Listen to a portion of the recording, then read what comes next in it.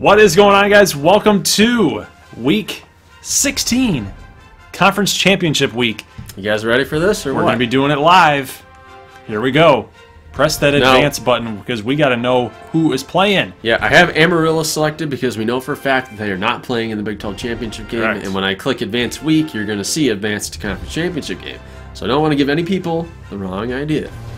So I'm going to hit A. Uh-oh. And then we're going to see. Who is it going to be, man? I hope it's Camu. I hope it's them too. I hope it's Camu. Like we said, we don't know how the tiebreakers work. It's a mess. Let's do it. Come on.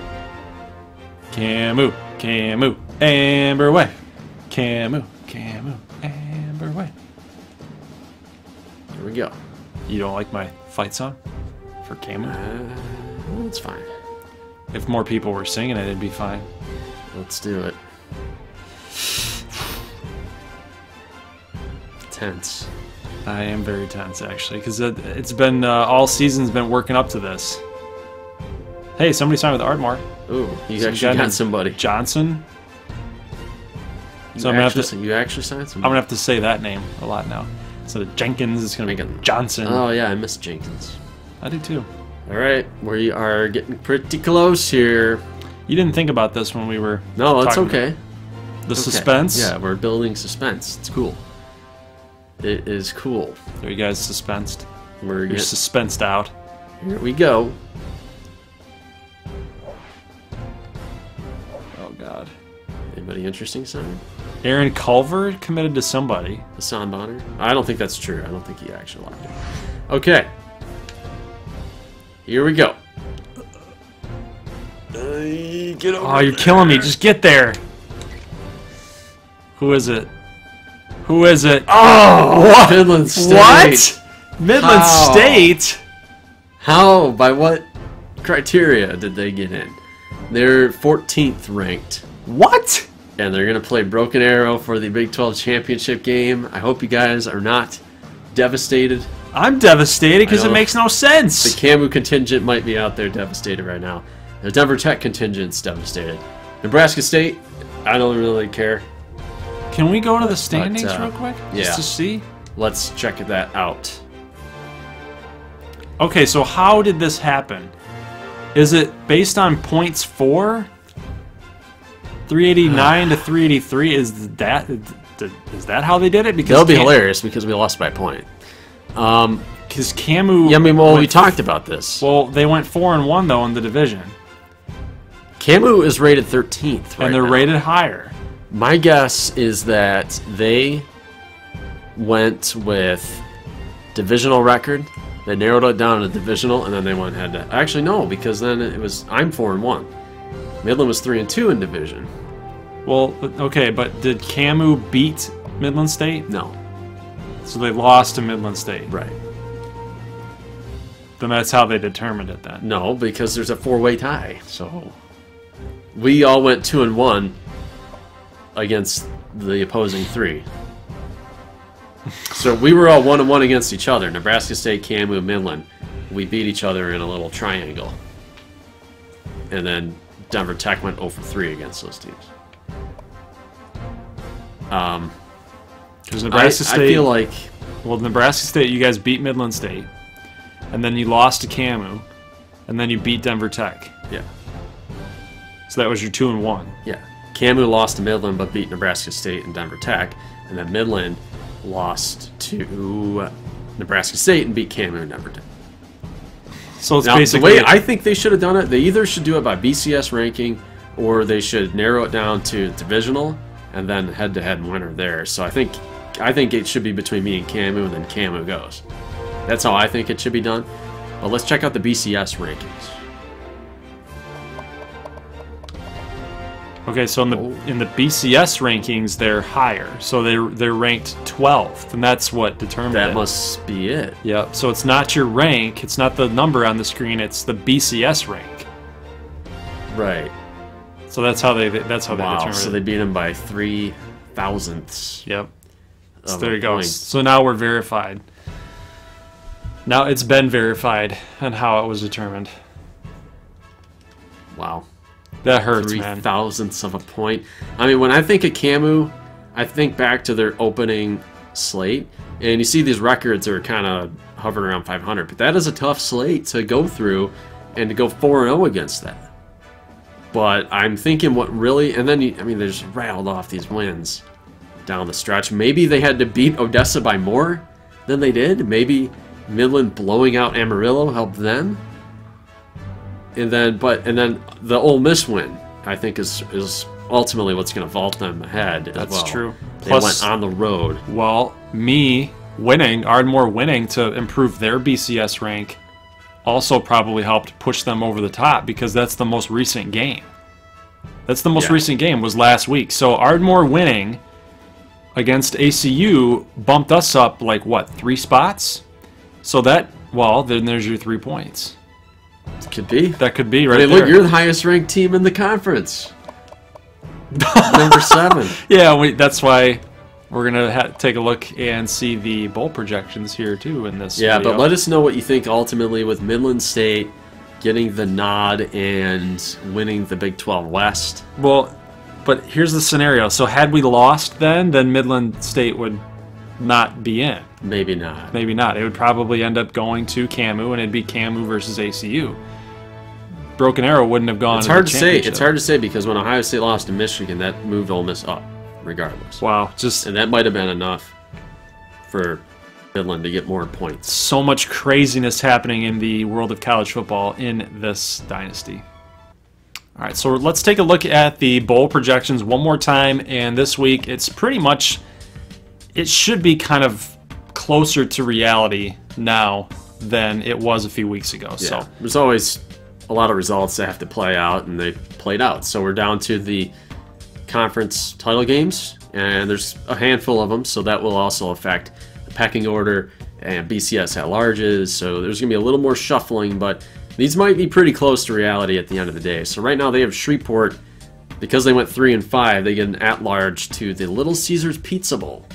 I would go to that game. I'd go to that game. And I think it's cool how the game realizes that Central Michigan needs to play in Detroit. Yeah, I mean, playing Central in Detroit's tough. I mean, they sell that place out. It really is. We've been there many times. Nebraska State would play Oregon in the Holiday Bowl right now. So again, that good finish in the conference standings is going to help Nebraska State maybe inflate where they go, because, I mean, we upset Midland and Denver. I think we played above our pay grade again, and now we're going to draw Oregon, who's only 7-5, but they do come from the Pac-16, so it's going to be a tough challenge regardless. Connecticut, USC. Oh, yeah, and Shreveport. Oh, my. Well, see, Shreveport played there last year, so I don't think they want to go back. Right. Oklahoma would play Denver Tech. That's an interesting game because Oklahoma seems like they have taken a little bit of a step backward, but Denver Tech, being as good as they are, they could still find some trouble with this Oklahoma team. Absolutely. I mean, Oklahoma, again, they're Pac-16 as well, so we know that that conference is stacked. Southern Miss would play McAllen in the Armed Forces Bowl. I think Blair would have a field day. Oh, yeah. Southern Miss, if they bother to show up. If that's what happens, yeah. And Midland would play Washington in the Alamo Bowl. So Washington would be going back to the Alamo Bowl. You guys remember they beat Nebraska State last year. That would be pretty fun. CAMU would play Rutgers in the B12 Bowl. I remember last week we were talking about Ardmore possibly playing against Rutgers, but that win against ACU vaulted us to, let's see where we're going to go. Yeah. Well, we talked about it. You are the highest ranked team, so you might be in position to get a BCS. Alabama would play North Carolina. Wow. Little Rock, Pittsburgh.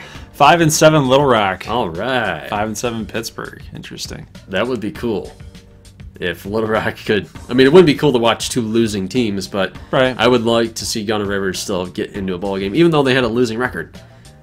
And then down the ways a little bit, you would play American champion Kansas State if they do indeed win the conference title game. Now that would be a tough draw. Kansas State's pretty dang good this season. Yeah, they're playing good. You played them in year 1. Yep, we throttled them pretty good there. Broken Arrow would be on track to play Ole Miss, so they're projecting Broken Arrow to win the Big 12 title game against Midland. It's very conceivable, very possible, but you know what? I think that's going to be a good. I know I'm a little bit salty, but that's really going to be a really good game.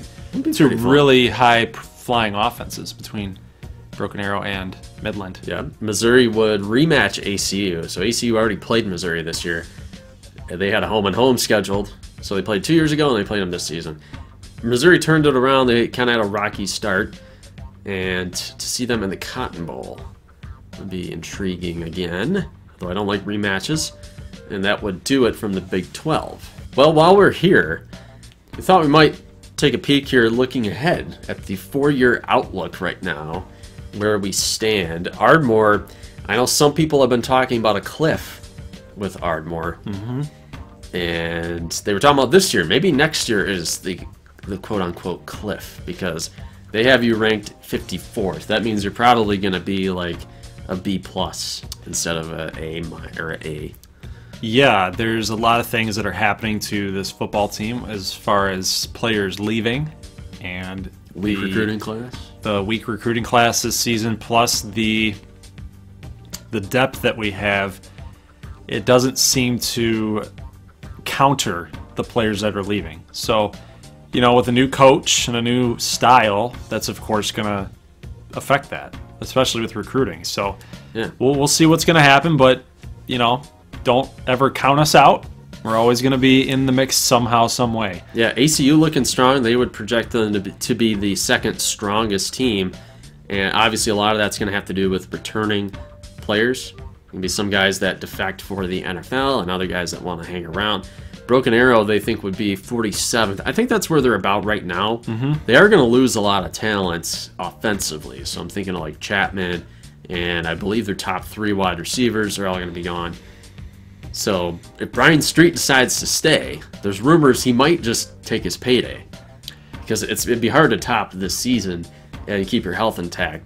Well, keep your health intact and keep the performance to go upward. I mean, think about that. Think about if you're playing quarterback and you had one of the greatest seasons in your entire career, and then you're going into the next season and now you're losing a lot of your start. Like, your numbers are going to take a hit. So you're going to lose draft stock. Right. At that Although, point. and the problem is he's not that high of a draft guy right now. There's like, if he was to declare, he would probably be a 5th or 4th round pick. So he's not a round 1 talent. Even if he won the Heisman? Yeah. In most scouts' eyes, they don't look at him that way because he's run first. He's played elite secondaries. He hasn't torched them. So they're skeptical of Brian Street. He might be better served to return. Camu would be 24, so they would still be in a good spot. They still have, they're going to lose some really good seniors, but Jace Freeman and a lot of the offense will be back. They'll be really strong. Midland would be up to 12, which is interesting to me, because we talked about their secondary in a lot of these recruiting videos. And the receivers that they're losing too. Yeah, they're going to keep a couple of them, but yeah, I mean, at the end of the day, if Dexter Whiteside decides to come back, I think he should as well. They would still be pretty potent there. Down the line, Denver Tech would be 4th, because they've started, I mean, they were recruiting pretty well off the bat, and this is a very senior-laden team. Guys that were sophomores on the national title team are still there. Disappointing year for them at 9-3, but they're still looking pretty good. Yeah, and we've tracked their recruiting for the last couple seasons, and it's been pretty dang good. So of course they're going to be ranked 4th, 1st, 9th. It's been a very solid run for the Denver Tech Rush. I don't think it's going to stop. I think they're going to be back next year. Yeah, they're going to be right back in the thick of it. I consider them favorites for the Big 12 next year. I'd say that they took a little bit of a hit this year just because of, you know, the changes. Yeah, they might have gotten a little full of it. I don't know, but Nebraska State. Now, you would think the way I know these rebuilds kind of go. You know, you start to hit your stride in year 3, year 4. You know, people want to see you start winning. And although we have been climbing, I would hit the brakes next year. So if you guys remember our recruiting, our first year was kind of mediocre, and the second year, if I recall, was absolutely hot garbage. And we barely got anybody in that class. It wasn't very good. And we're going to lose a ton of these guys. I think that it might be coming home to roost next year. So even though we were 8-4, even though we have been trending upwards, 6-6, 7-5, now 8-4, you know, I would not predict us to win the Big 12 West next year. I want you guys to be on. So it's going to be a struggle for a lot of the Prairie Dog fans that are out there. Yeah, I mean, I think we'll hold our own, as we always do, but it is going to be hard to beat some of these teams that we have been beating because we're going to lose all those defensive pieces as well. McAllen would drop to about 45th. They're going to lose their seniors, and they've kind of a top-heavy team when we talked about that. You know, Jerome Pickens, Braxton Terry Sims, Delgado, Carson Jackson, Chente Galarza. The nucleus that they've had for the last 3 years all is going to be off to the pros. It's going to be hard to recover from that. So that's most of the teams, but Shreveport would check in at 52. So they're actually set up pretty well here. You see their numbers? Consistent. Yeah. I mean, you know, we talked about them, quote-unquote, joke team. But really, they're like a B minus kind of program. Yeah, I mean, they've now become a 5-star program. I mean, they're getting it done, and they're very tactful in the way that they've gone about building their school and their program, and it's been a joy to watch them grow. Yeah, they're like a Boston College or or a Kansas State type, where they're just kind of down the line, steady, solid, consistent, never going to be terrible. That's if they have a good season, they have a good season, but right. They're never going to be god awful. And if they are, it'll only last 1 year. Yeah. Now Little Rock they have going up to 35th, so that would be an improvement for them. I was expecting them to take a step back. They started ranked. I think that was all Gunner Rivers hype. Mm-hmm. I think it was all hype. Yeah, I would agree with that. I think that this team is going to get better next season. They got a lot of young pieces that are now going to be gelling with Rivers. I know that they lost a lot of pieces in the secondary this season. I think that that's going to build on itself. They're going to get better. Down here, we should see Amarillo and Odessa. Odessa would be up to 59. I like where they're trending, though. You see 59, 28, and 11. So they are moving on up. And I think that that's actually going to be quicker than a 4-year outlook. I think this is probably a 2-year outlook. Yeah, I agree. Amarillo, where are you? 56. They do project them to get a little bit better. We don't know exactly how much, though. I think Amarillo is playing the long game here. The rebuild for the Armadillo is going to take a little bit longer, I think. Yep, I would agree with that. All right, time to preview the Big 12 championship game between Midland State and Broken Arrow. First thing, let's just kick it off. Who do you like? Who do you like in this game? I would pick Midland State. I believe Midland would win, just because we saw this game last year. I'm trying to think if Street or Godot started that game, but I know Midland just throttled them pretty good. Are you only picking Midland State because you think I'm going to take Broken Arrow? Possibly. But no, I would pick Midland just because they are a better top-to-bottom football team, I believe. And especially if they want to throw the ball. You know, Claudio Keller might be a game-time type of decision. I think that would be a big factor that would benefit Broken Arrow. I think Broken Arrow's defense is playing better. I think a lot of these stats, though, are built on the backs of some pretty mediocre football teams. And, I mean, you look at UBA, like, think about it, okay? They drew Amarillo and Odessa State from the West. They had a pretty easy go of it relative to a team like Ardmore.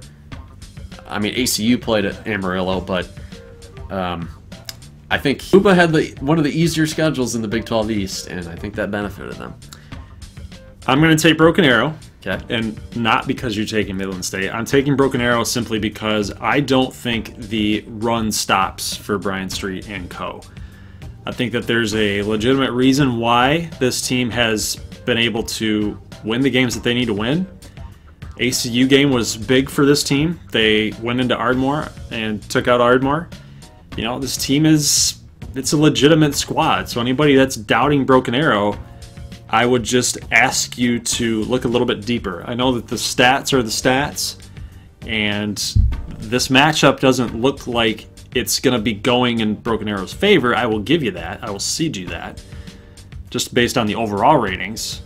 But from a football perspective, from a player perspective, if you have the Heisman frontrunner and you've got a pretty solid defense, like with the guys that we've talked about in the past, they're playing as a team, and that's from not a statistic point of view. That's not from an analytics point of view. That's that's just looking at the players on the field, that's looking at a very old school type of way of looking at it. And I think that this is a game squad. Broken Arrow is going to win this game. Well, look, here's the problem. Here's the problem as I see it. Broken Arrow secondary, they have some athletes, but they have a tendency to get burned in a bad way when they play really good receivers that stretch the field. You think of a team like ACU, they don't really stretch the field that much. They will do it once in a while, but they're like that Texas Tech. They go kind of horizontal. Midland likes to stretch the field. That is going to be a problem when you got guys like Barber and Medley and Brothers. You know, Faintus does what he can. I think he's getting pretty good. He's getting there, but yeah. He's one piece out of 5. And you know, I know he likes to tackle, but sometimes he'll get beat over the top. I think that Uba's secondary is just going to get totally exposed. And then you look at Brian Street trying to play quarterback, and like the last time Uba played Midland, it's a different team, I grant that, but the last time they played them last year, they could not protect the quarterback with, I mean, you got Stokes King and Romine and Frankie Wharton and Wietenheimer are all still there, and they're blitzing the crap out of the offensive line, and the pass rush is just breathing out his neck. And I know Street panics, and he is a run-first quarterback. And then he takes off. And he will walk right into him if they get around the edges, and I think that spells big-time trouble for Broken Arrow. Whiteside seems a little more stronger with the system that he's in. So, yeah, granted, once you consider that, I guess, yeah, with the weapons that Midland State has, that it's tough. It's tough because I can. But you're going with the narrative, right? Is what you're saying. You think they're playing as a good unit, and Street's gonna seal the Heisman and go down in the history books. I'm basically going with the narrative, but I'm going with my gut, and I know that I'm going with my gut because I feel like I have seen all I need to see about Dexter Whiteside. He does force some throws. True. Yes. And I feel like if Broken Arrow can come through in the secondary, if they can just step up, that's all you need. You need the secondary to step up. And if you get that production, they should win this game. Now let's take a look at some of these other games here. Like, we don't have any national title implications in our game. A couple BCS implications because Ardmore's sitting back. And after the year that you had in the middle portion, I don't think anybody thought that the Thunderwolves would be in a BCS bowl game. Probably not even when Jeremy Wilson came in to play quarterback against ACU. Yeah, a couple things, like a South Carolina win would hurt you quite a bit, because you would be looking at South Carolina and Ole Miss getting in. I think that, I mean, if UCF beats Kansas State, that would be bad for college football in general, because UCF at 8-5 would be in the BCS, yeah, which would suck. I mean, I like UCF. I like what they were doing in real life, but you don't want an 8-5 non-ranked team in the BCS. It's just kind of always a sour note for a lot of people to take. Utah, Stanford, that's another one. Unranked. I think Utah would probably get in the top 25, but that would have national title implications. North Carolina beating Florida State would pretty much kill Ardmore's chances. For a little while, this looked to be, this was the 1 and 2. These were the 1 and 2 teams. North Carolina fell 14 spots for one loss. That was brutal. I'm rooting for North Carolina in that game. Yeah, Ohio State is not playing in this game. Michigan, after what we saw against Denver Tech, Michigan beat Ohio State to get into the Big 12 title game, so I don't know what's going to happen there. Big 10. Yeah, so there's a lot of moving chess parts for the bowl season next week. Yes, there are. So, guys, leave your comments below. We'd love to know what you guys think about the upcoming games. Do you have Broken Arrow? Do you have Midland State? You might want to save those picks, though, for GoldGloverGaming.com and the Pick Center, because we will have this game being able to be picked. So you guys can get extra points added onto your totals for that chance at being first, second, or third in the rankings for a team builder related prize. So make sure you guys get your picks in before the lock time that will be on Saturday. And that's it. That's all we got. So we'll see you guys on Championship Saturday. Leave a like if you like this thing, and if you're new to the channel, make sure you hit that red button for a subscribe or my logo in the bottom right-hand corner. We'll see you guys then. As always, peace.